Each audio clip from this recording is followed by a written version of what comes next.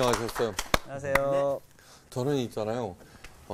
재미있는 유머를 잘하는 그런 선생이 되고 싶어요.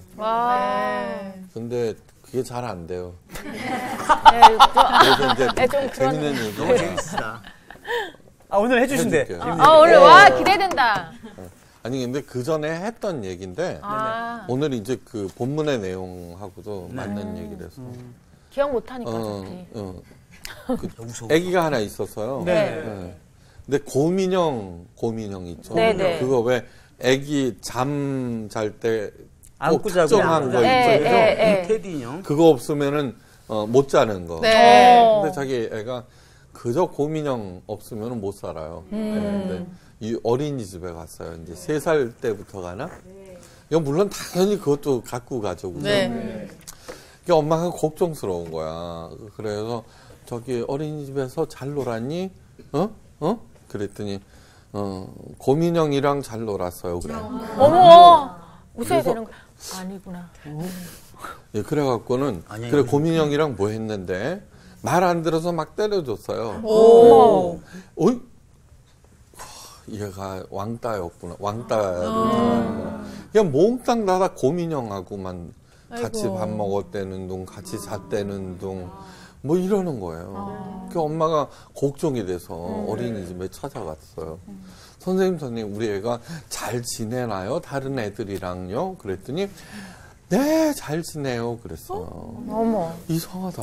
과연. 맨날 고민형 얘기만 하는데. 무서운 얘기 재밌을 것 같아. 같은 얘기. 그러니까.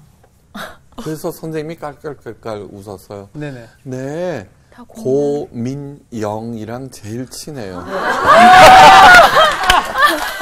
자, 오늘 본문 말씀은 나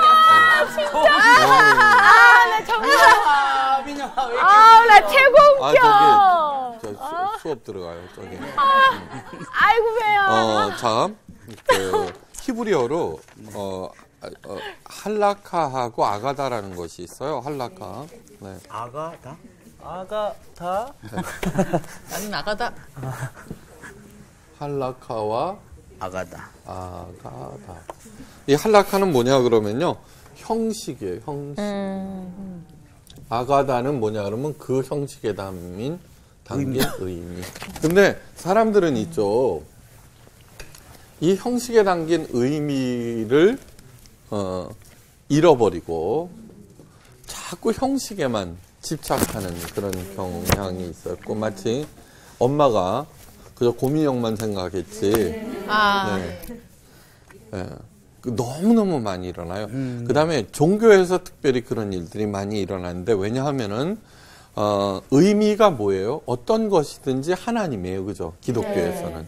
하나님은 눈으로 볼 수 없어요. 그죠? 네. 눈으로 볼 수 없기 때문에 그 진행되는 형식, 눈으로 볼 수 있는 형식에 집착하는 경우가 많아요. 네. 토마스 아퀴나스라고 하는 13세기 사람이 있어요. 신학 대전 토마스 아퀴나스.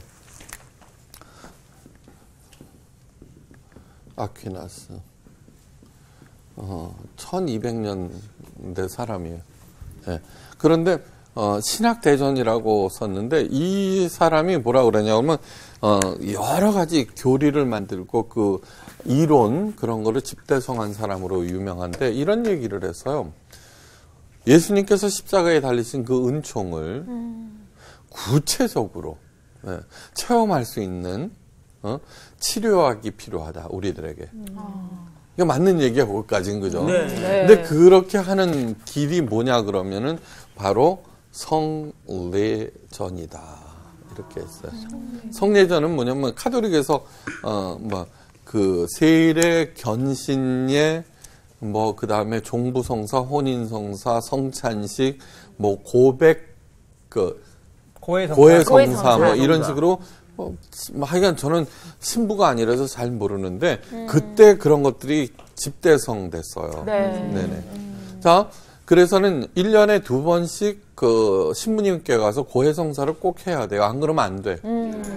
이게 신부님께서 집전하는 그 마지막 그게 없으면 천국에 가지를 못해요.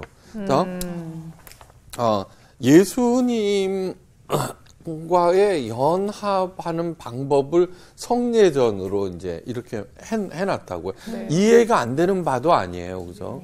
근데 그 안에 담긴 의미는 퇴색되고 오직 그것이 집중돼요. 예. 그러면서, 그 신부가, 사제가 없으면은 그 성례전이 무효가 돼요. 힘이 없어요. 웃겨지는 거예요.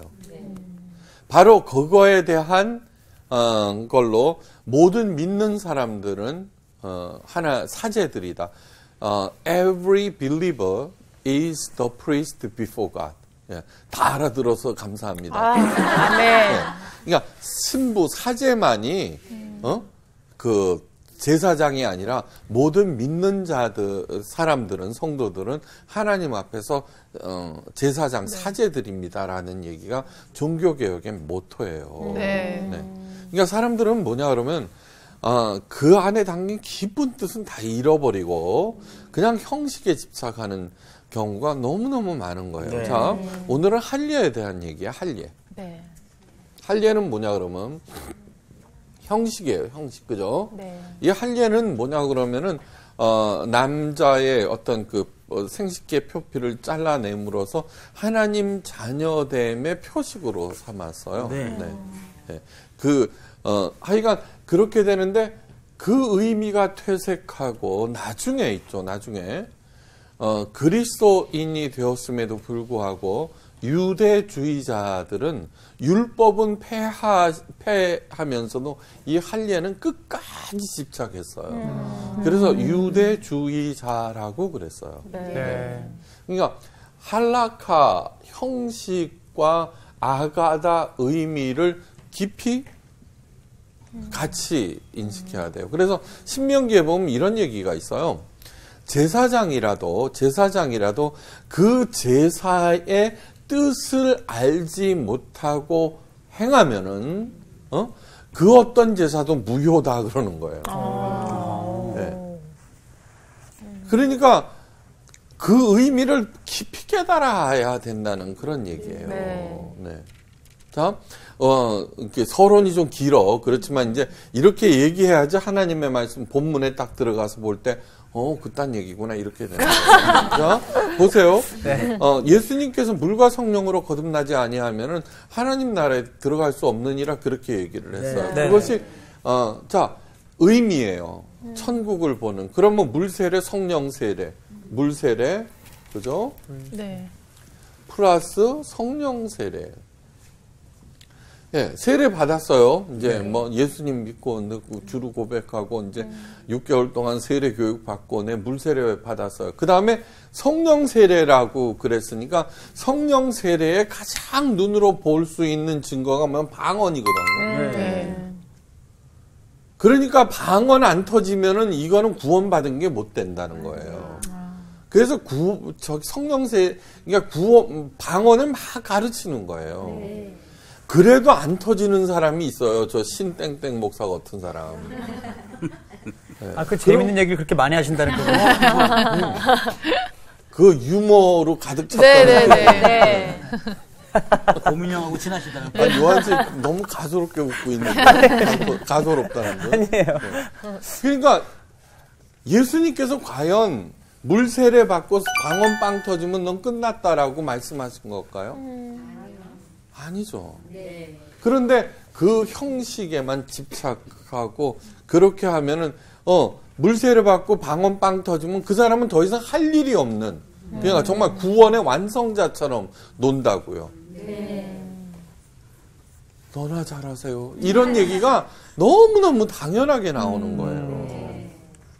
그런 일들이 막 비일비재해요. 일천번제라든가 여러 가지 그런 걸 해놓고 그거를 하면은 너는 그냥 최고다 이래버리는 거 너무너무 많아요.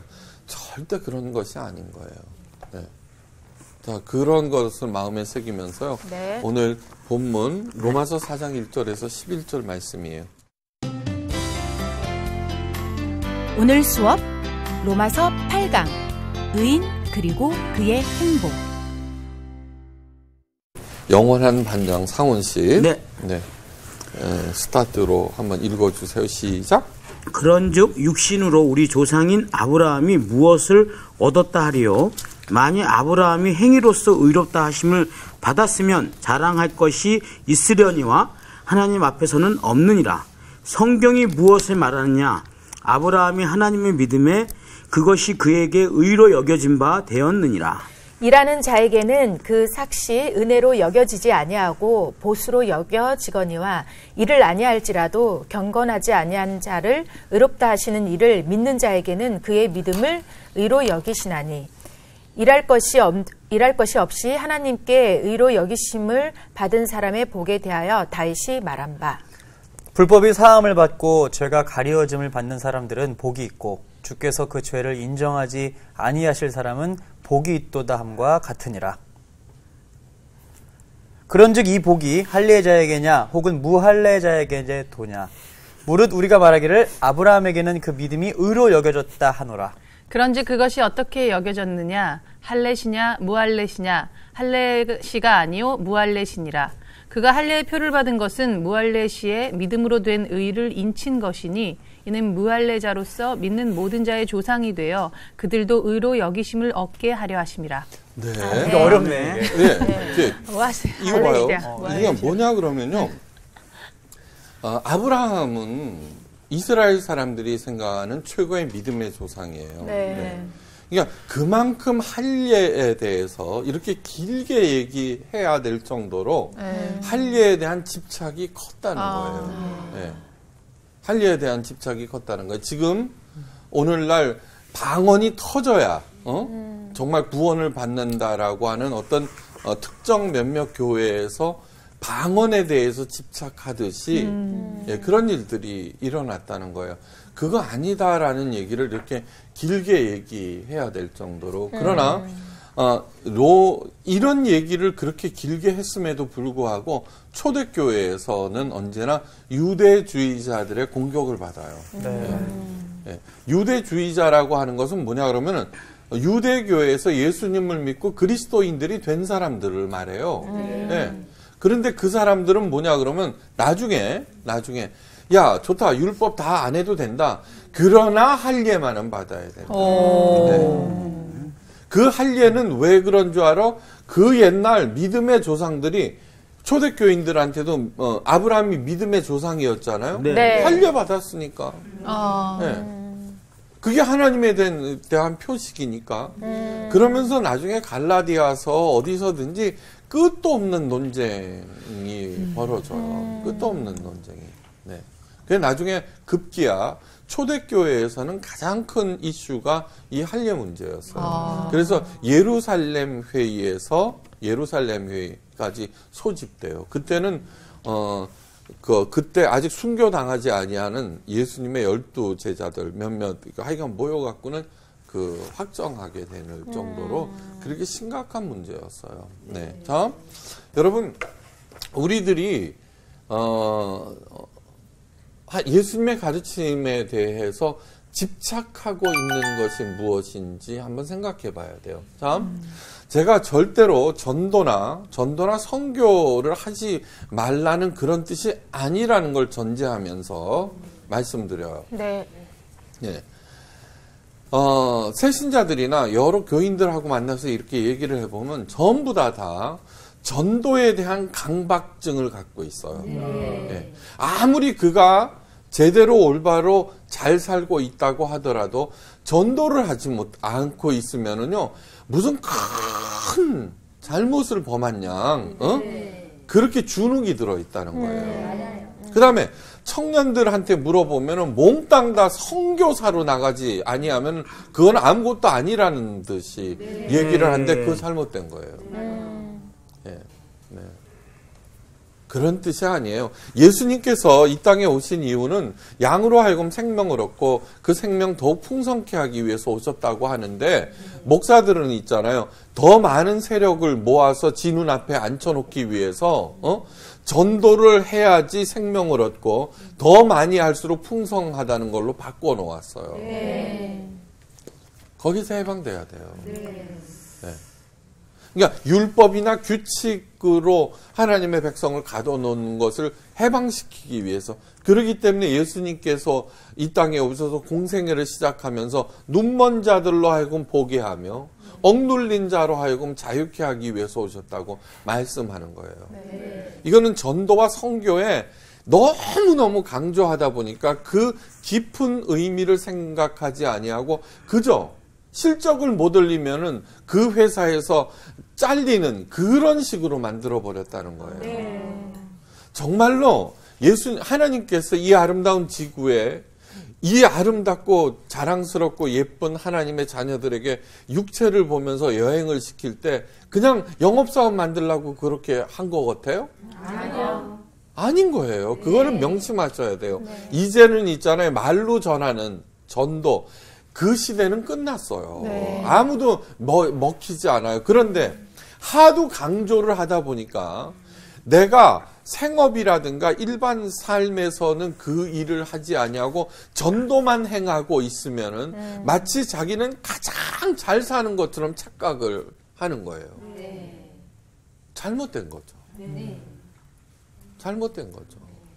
이제는 진짜로 자유롭고 있죠. 책임을 다하고 풍성하고 기쁘고 그러한 감동하는.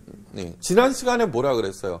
교리로 안 된다고 그랬죠. 잃어버린 한 가지가 뭐라 그랬어요? 사랑이라고 그랬어요. 그 사랑을 가질 때 진짜로 살 때 사랑을 보이는 사람을 싫어하는 사람들이 어디 있어요? 맞아요. 여러분 사람이라고 하는 거와 사랑이라고 하는 거와 삶은 동의어들이에요. 다. 네.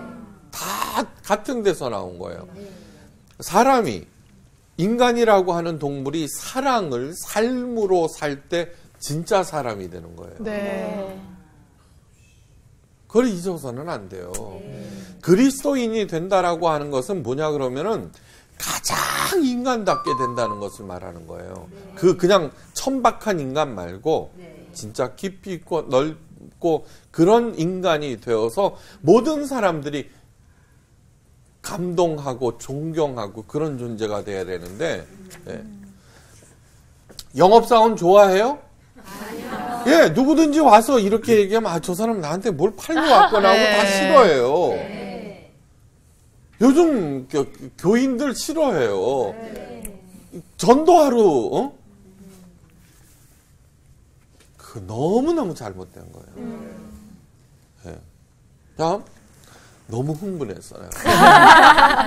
양화진에 가면은 서양인 선교사 묘지가 있어요. 네. 네. 우리나라 기독교를 전하고 죽은 선교사와 그의 가족들 141명이 묻혀 있는데 그걸 하나하나 보면은요 어린아이들도 꽤 있어요. 네. 네. 이게 뭐냐 그러면 젊은 선교사의 어린 자녀들이에요. 한번 생각해 보세요. 그 옛날에 네. 낯설고 물서른 조선, 그죠? 화장실 한번 생각해 보세요. 그죠? 네. 더러운 물, 이거 생각해 보세요. 거기에 복음을 전하겠다고 왔어요. 네.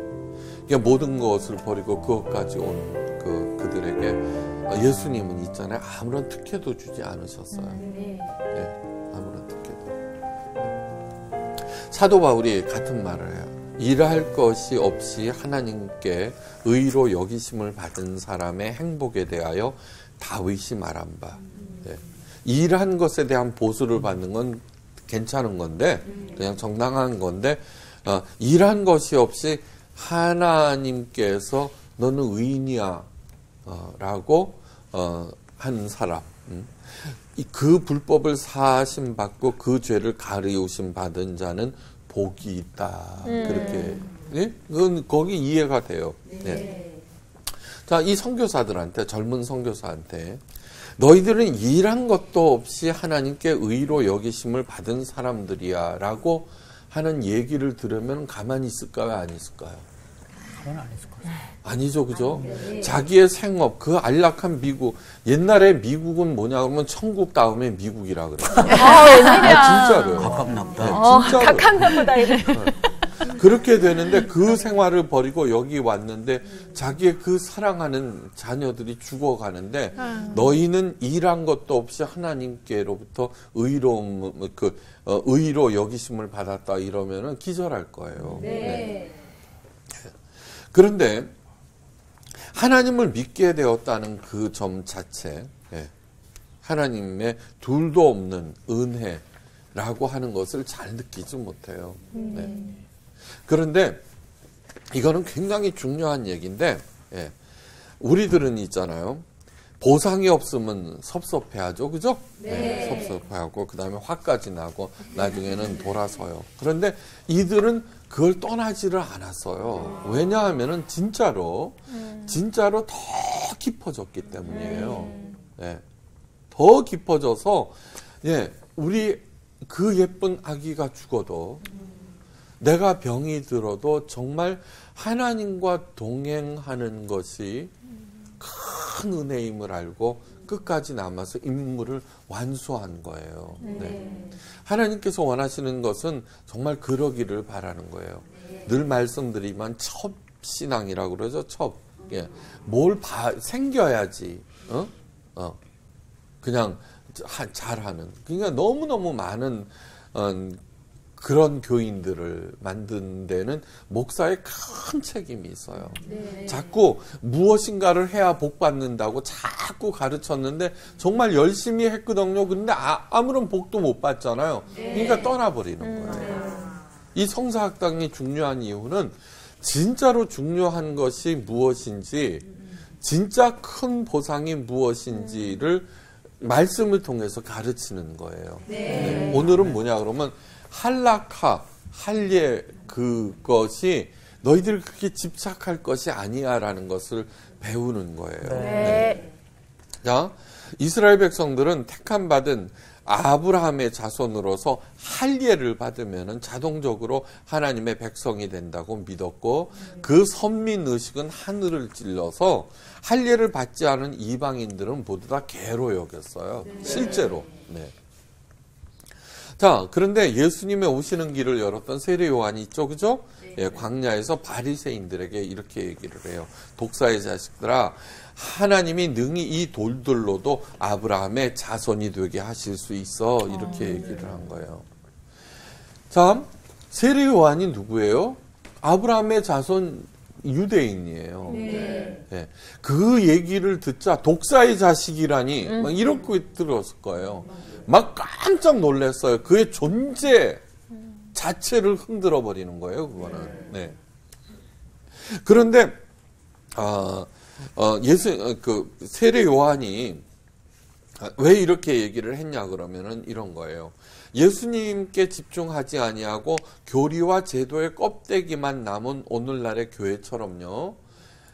여호와 하나님의 그 사랑과 그 의도에 집중하지 아니하고 기복을 위한 율법과 할례에 몰두하다가 자신도 갇히고 남들도 가두는 그 단단한 껍데기만 남은 유대교를 에게 회개를 촉구한 거예요.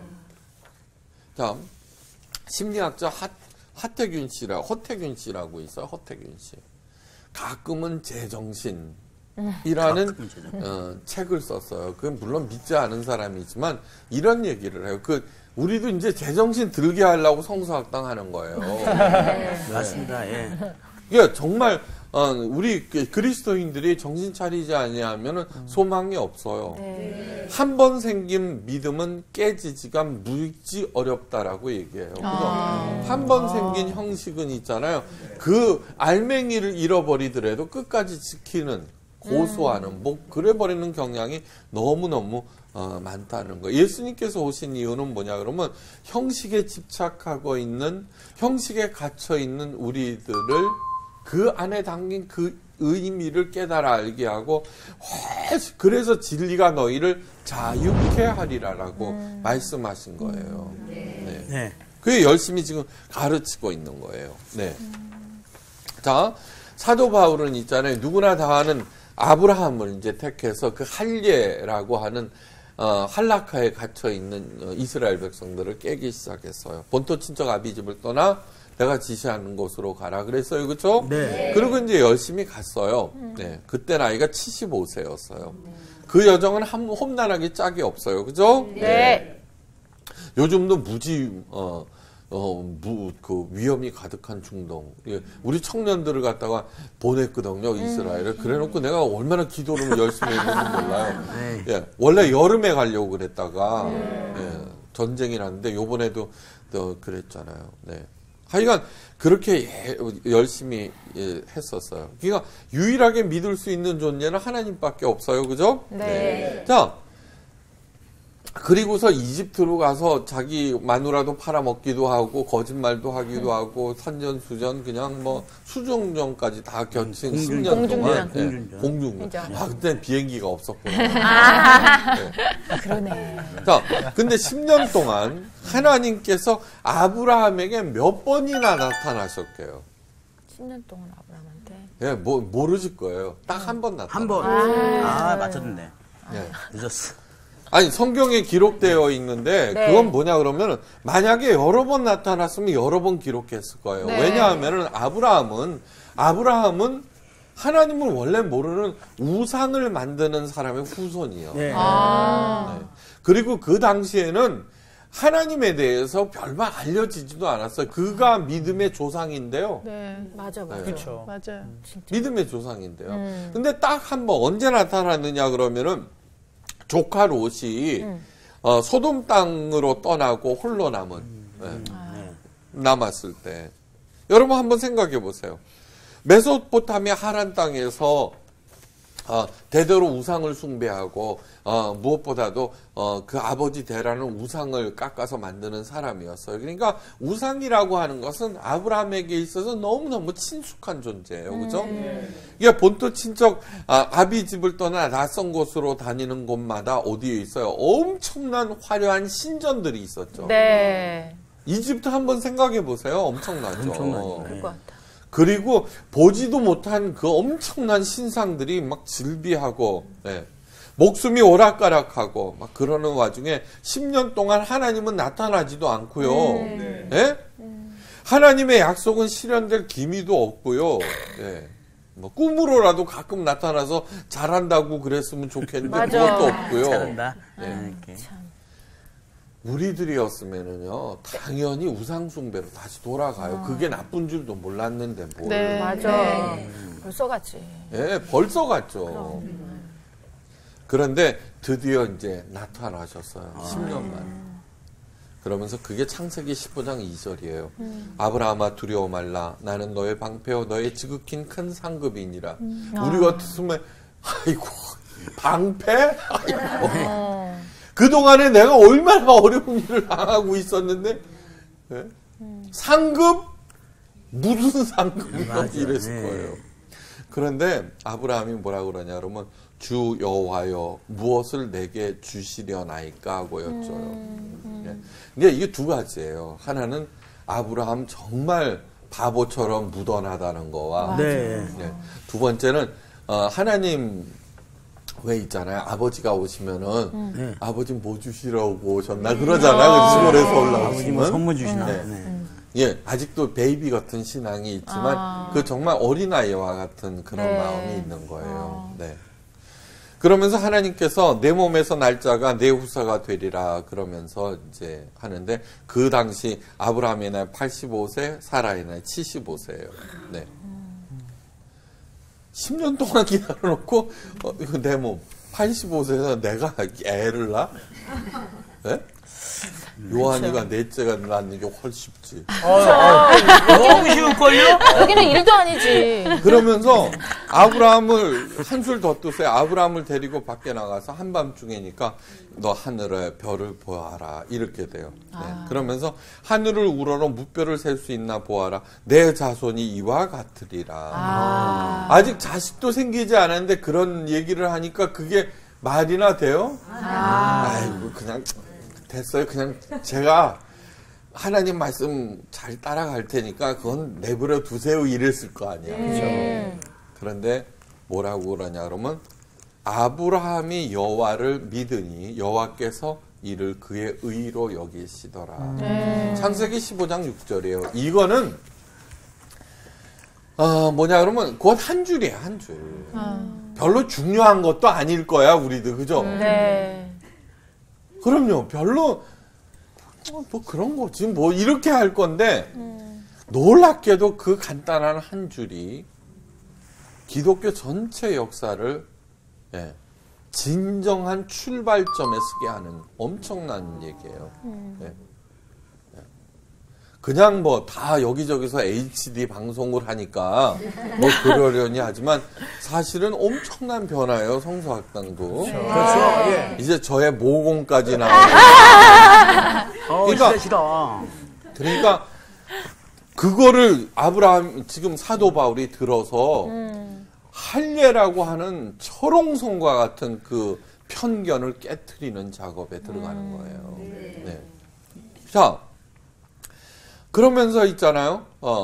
그걸 믿은 걸 의로 여기셨어요. 그리고 하나님께서 사라지셨어요. 네. 그런데 있잖아요. 그 약속이 실현되기 위해서는, 앞으로 15년을 더 기다려야 됐어. 어머, 웬일. 아우, 깝깝하다. 아우. 100살이 될 때까지 기다리게 엄마, 됐어요. 그러니까 아브라함은 바보이거나 무던하거나 있잖아요. 멍청하거나 우리의 시각에서는 그런 거예요. 네. 야, 이제 그렇게 했어요. 드디어 실현을 본 거예요. 하나님의 약속의 실현을. 네. 사도 바울이 물어 그런즉 이를 어떻게 여기느냐 할례시냐 무할례시냐. 그런데 뭐냐 그러면은 아브라함이 하나님의 명령에 따라서 자신과 집안 남자들에게 할례를 행한 나이가 그때 99세예요. 와, 99세. 그러니까 자 24년 전에 할례도 받지 아니하는 아브라함이 믿었단 말이에요. 네. 그 다음에 하나님의 약속이 실현되지도 않을 땐 믿었는데 그 믿음을 의로 여겨주셨어요. 네. 25년 동안 무할례로 살았어요. 네. 이제 드러났어요. 자, 그러므로 할례가 그렇게 중요하냐? 아니다는 거예요. 무할례 시에도 이미 아브라함은 하나님의 자녀로서 그죠? 네. 줄기차게 믿으면서 거기까지 갔다 그런 거예요. 네. 그러면서 지금 열심히 설명하는 사도 바울이 또 제가 설명하는 것은 할례라고 하는 할라카에 담긴 의미를 가르쳐 주는 거예요. 네. 그러면서 자 이제 알았냐? 니네들이 그토록 자랑하는 그 할례, 너희들이 그토록 자랑하는 그 방언, 그거 아니다는 거예요. 네. 그 안에 담긴 하나님의 그 사랑과 구원의 역사와 동행이라고 하는 그 엄청난 것들로 인하여서 너희들 할례한 거 정말 자랑할 거야? 방언 터진 거 자랑할 거야? 신땡땡 목사 저거는 방언도 못하면서 무슨 가르친다고 그래 그렇게 얘기할 거냐? 그 얘기를 하는 거예요. 그 얘기. 예. 할례시니까 아니라 무할례시니라. 예.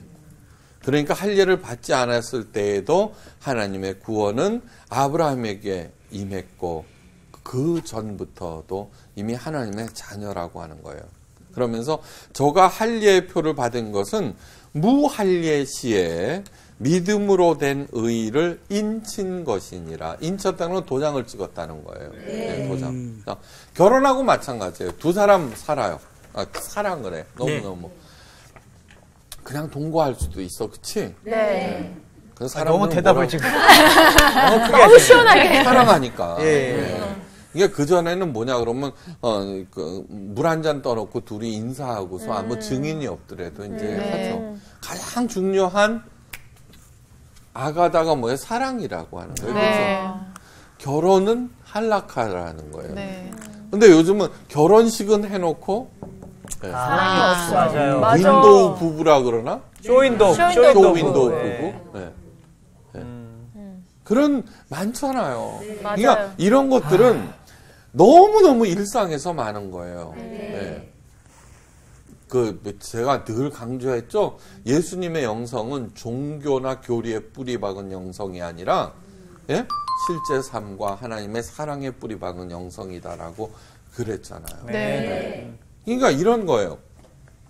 전도봉사 헌금 열심히 하고 있으면은, 자기가 다 한 걸로 생각하는데, 저는 정말 아가다의 의미를 깨닫게 하기 위해서 좀 세게 나가는 경향이 있어요. 예. 우리 목사님 절대 못해, 우리 교회에서는. 제가 뭐라 그러면 남편한테 잘하세요. 남편한테 잘하세요. 예. 예. 당연한 얘기 아니에요. 그리고 그러면 이렇게까지 얘기해요. 이렇게까지 얘기해요. 남편이 교회 다니지 아니하고 11조 내는 것을 반대합니다. 네. 그러면 존중해 주십시오. 이래서. 네. 진짜 중요한 게 뭐냐를 보셔야지요. 네. 네. 자, 결혼식이라고 하는 것은 그 사랑을 만인들 앞에서 인치는 거죠. 네. 네. 그 인을 침으로 말미암아 언제나 결혼 반지를 끼고 이렇게 보면서 그 사랑을 자꾸 회복해 나가는 거죠. 네. 네. 아가다를 회복하는 거죠. 그 의미를. 네. 아브라함 헬셀이라고 하는 유대교 랍비예요. 유대교. 기독교하고는 상관없어요. 그런데 이런 얘기를 해요. 종교가 법칙이나 교리로 또한 준행하지 않는 사람에 대한 징벌로 군림할 경우 전도 안 하고 선교 안 하면 그거는 아무것도 아니다라고 하는 것이 준행하지 않는 사람에 대한 징벌로 군림하는 거죠. 그 종교는 인간의 영혼을 고양시키는 것이 아니라 능욕한다. 종교는 마땅히 영혼의 불이 거룩하게 타오르는 재단이 되게 해야 한다는 거예요. 왜 이렇게 말씀드리느냐 그러면은 전도봉사 헌금보다도 더 중요한 것이 하나님에 대한 깊은 사랑과 그분에 대한 은혜에 대한 감사. 그러면 저절로 제대로 살게 돼 있어요. 영적으로 철이 들면은 자녀가 철이 들면은 부모는 있잖아요. 죽어 여한이 없어요. 부모가 그러니까 자녀가 철이 든다는 것은 뭐예요? 딱 하나예요. 부모님의 사랑이 얼마나 중요하고 큰지 그에 대한 감사인 거예요. 그죠? 신앙생활은 있죠. 전도봉사 헌금 열심히 해갖고 복 받겠다는 그거는 무당 종교에서 하는 거예요. 무당 종교. 영적으로 철이 드는 거예요. 영적으로 철이 드는 거. 그래갖고 이건 뭐냐 그러면은 하나님께서 우리들에게 이 말씀을 주신 것은 무턱대고 놓고 되풀이하라는 것이 아니라 이해하고 깨닫고 행하라는 것. 관습으로 동결시키라는 것이 아니라 하나의 사건으로 경험하라는 거예요. 마지막으로 이 얘기를 2차 세계대전 당시에 죽음의 수용소 아우슈비츠에 갇혀 지내면서도 일기를 쓰기를 잊지 않았던 에티 힐레움이라고 하는 젊은 여자가 있어요. 누구도 방해할 수 없는 하나님과의 대화라는 글을 남겼는데 이 글을 끝으로 오늘 강의 마쳐요. 가끔 수용소 한 모퉁이에 서서 두 다리로 주님의 땅을 딛고 눈을 들어 하늘나라를 우러러보면서 눈물이 뺨을 타고 흘러내립니다. 보면 하나님에 대한 깊은 감사와 감동의 눈물입니다. 그렇다고 두려움을 모르는 것은 아닙니다. 그러나 공포 속으로 들어가고 싶은 마음이 듭니다. 거기서도 여전히 삶은 아름답다고 말하겠습니다. 나는 수용소의 한 구석에 누워 있습니다. 바싹 말라 뼈만 남았습니다. 현기증이 나고 열이 올라 아무것도 할 수 없습니다. 하지만 내 곁에는 꽃 화분이 하나 있고 창문 너머로는 한 조각 하늘이 보입니다. 그러면서 이렇게 끝내요. 하나님과 동행하기 시작했으면 언제나 그분과 더불어 걸어가야만 합니다. 삶이라고 하는 것은 긴 산책과 같습니다. 하나님과. 이것이 얼마나 감사하고 놀라운 일인지 모릅니다. 네. 이상 강의 마칩니다.